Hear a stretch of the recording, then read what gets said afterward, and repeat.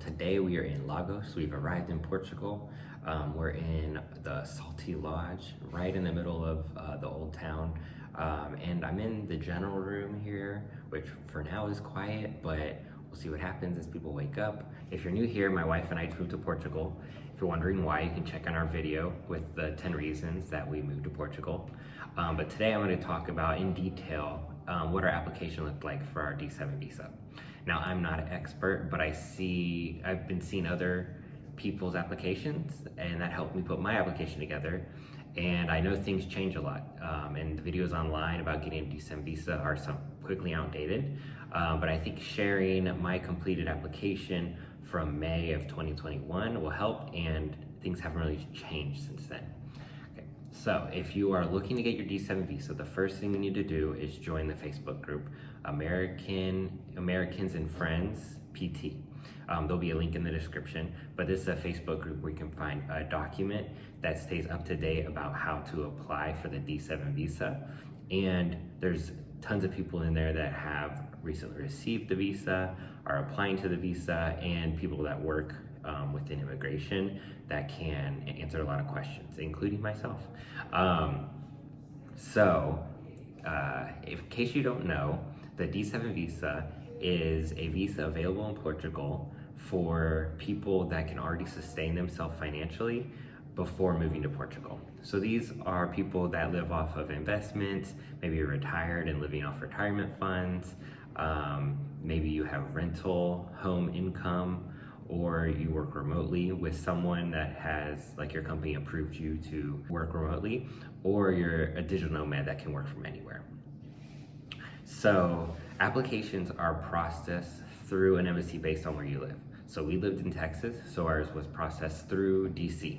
But if you live somewhere else in the US, you might go through San Francisco or New York, and each embassy treats the application a little differently. With DC, you can do everything by mail, which was really helpful, but in San Francisco, you can't. DC tends to be a little more lenient on the requirements, where San Francisco seems to be the most strict in the US. But I know a couple of differences, and I'll refer to those as we go through them. But once again, go to the Facebook group, and there you can ask your questions. You can see people that went through San Francisco and see how they did. So the first thing I did was I knew I needed to show regular income, and I'm self-employed. So in the past, I didn't pay myself regularly. So I set things up to pay myself each month the same amount that was above the minimum wage in Portugal, which, based on the D7 visa, they want to see that regular occurring income. So if you live off stock investments or something else like that, you want to make sure you do like withdrawal on the same day of an amount over the minimum wage in Portugal. That right now is 665 euros. It goes up every year. And if you have a spouse, you want another 50% of that, or if your kids, another 30% of that. So Michelle and I together, we're looking at about 1,000 euros a month. And then, we just did a pretty good amount above that to make sure we had that covered. The next thing we needed to work on was our NIF. So the NIF is the tax ID number for Portugal. And in the past, most people would go visit Portugal first, get their NIF while they were in the country, which would be free. But times have changed, and that may be the case again once COVID has cleared up. But we actually went online, which is easier anyway. We used NIF online, which charges, at the time it was 60 euros each. I think it's still the same, and it's a very basic process. Basically, you fill out a form, you pay the fee, and then you get a time scheduled to do a video call to confirm your identity, which is basically an online notary. And I think this process might have changed a little bit, but it still works the same way, costs the same, I think, and you'll get your NIF probably around 10 days later. Once you have your NIF, you can actually open a bank account, which is what we did. And there's a couple ways you can do this. So you can hire a lawyer, which is like a firm way of knowing exactly how things are gonna go, working with an expert. You can find those in the Facebook group. Or you can use an app, which we used Atlantico, the bank's app, and it went pretty well, but the document upload section doesn't work very well, and I was worried about that. But turns out once you get through that process, You eventually hop on a video call with someone and they will tell you other documents you need anyway.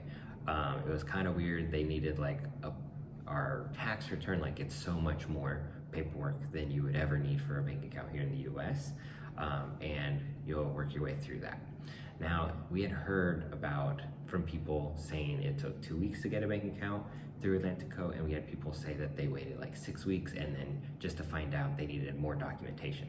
So we were worried, and we went ahead and went with Banco Best as a backup. And when I had posted in the Facebook group that we were looking to open a bank account, someone from Banco Best reached out to me and said, hey, I can help you open one. So I went with him, and basically with this process, we had to email him all the documents, then actually send the hard copies over, which I found kind of strange, but it's how things work. And then they were able to open up a bank account for us. I understand that if you go through a lawyer, it's going to be the same process.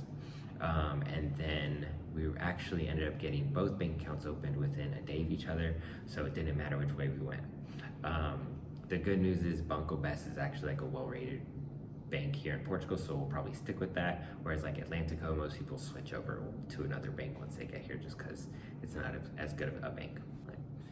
If you would like the contact information with the person at Banco Best, just go on Instagram, follow us at Honeymoon Always, send me a message, and I will send you his email address, just as long as he's good with me doing that.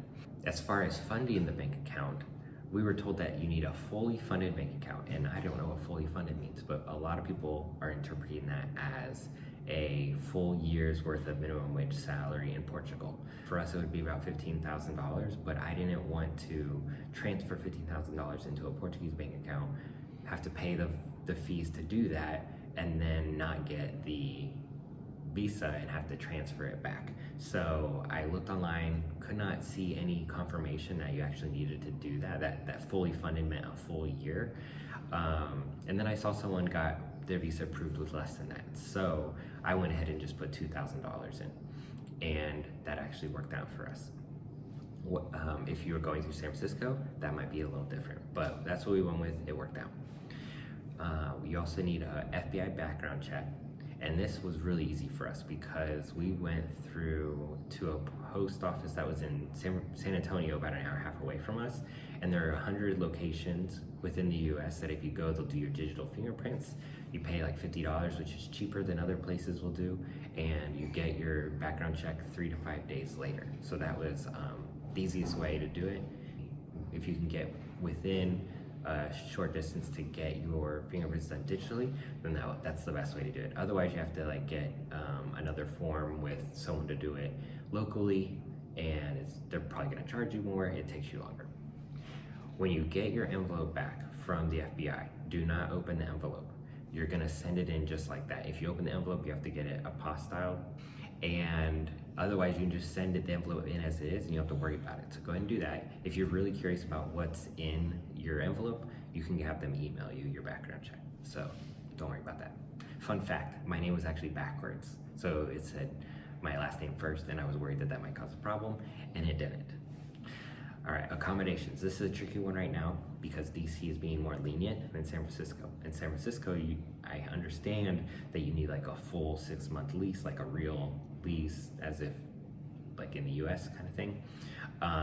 But I think DC is a bit more lenient, and what we did was we did 2 months in hotels, so 3 different hotels around the country, and then 4 months of a lease through a site called Flatio.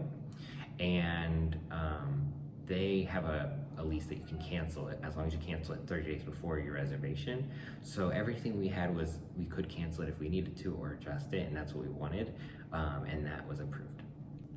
So the rest of our application was very easy, and it took about 2 days to pull it all together. It was all stuff we could control.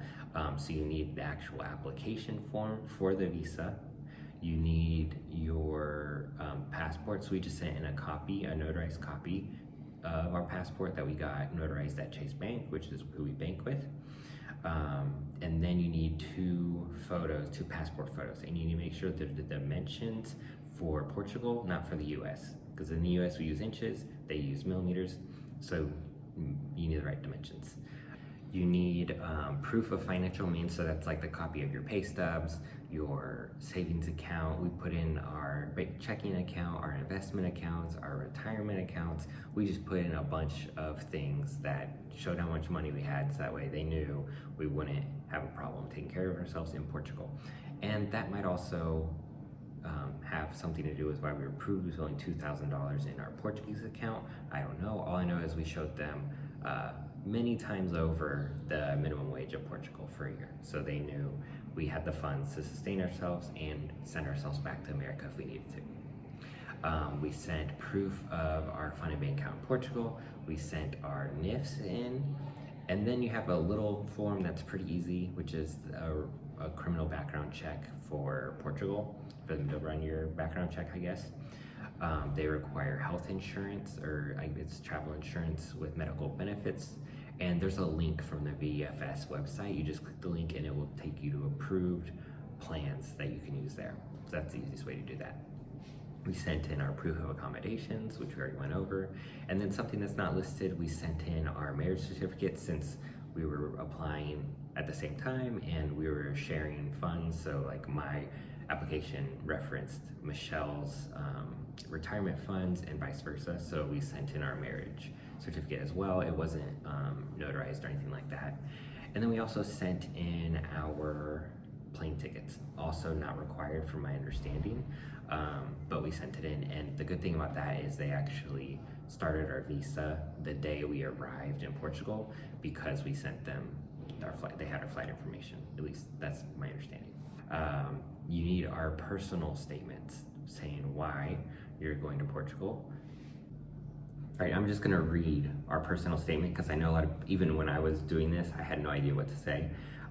So this is what I said, okay. I said, I'm self-employed digital marketing professional looking to reside in Portugal because of the culture, lifestyle, climate, and natural beauty. In the past, I lived in Brazil and speak advanced level Portuguese. This knowledge makes adjusting to a country easier, and I look forward to improving my language skills. My ties to Portugal are many friends who have moved there over the years. I then explained our situation with our accommodations, and then said, to sustain us financially, I own a business that includes building and marketing travel websites like Honeymoon Always. As the president of the company, I can work on these websites from anywhere, and they require minimal work to maintain. I pay myself a salary of blank, and additionally, at the end of the year, I pay myself all remaining profits, which are estimated to be blank. We have opened a bank account with Banco Best with, like I said, about $2,000. It's a little more than that in the account. But we will be transferring an additional $15,000 to the account once our visa is granted, to cover our living expenses for the next year, in addition to depositing my monthly wages into that account. And then I explained like all the other money we had. Like, in addition to these funds, we have this much in savings, and this much in checking, and this much in retirement, and this much in our stock investment account. And we just sold our house, so there's this amount coming again. So I just threw all that at them to make sure it's very clear that we have more than the $15,000 that they want to see. And then I've heard people talk about needing references or reference letters, which are never really referenced in the application process. So I just put a grid of people that I know that live in Portugal, and also the guy that helped me with opening the bank account, and just had their name, address, phone number, and NIF to show those ties. For Michelle's, it looked very similar, just a couple little tweaks to make it clear that it was coming from her instead of from me. So we sent it in, and we waited, I think, a little over a month, and that's how long it took. Right now, I've seen people get them as soon as 10 days, or as long as probably 6 weeks is what we're seeing, to 8 weeks right now, of other people that get their D7 visas. But ours was just a little over a month. Gave us about 2 weeks, I think, of wiggle room, and overall it went really well, and here we are. So the next step for us is we have our CEF appointments, which actually gets us our residency card. That is at the end of August, so we have until then to get a full lease, and we're just getting acquainted here in Portugal. So continue to follow along by subscribing here or following us on Instagram, where we do more of our day-to-day posts there at Honeymoon Always, and look forward to the next video.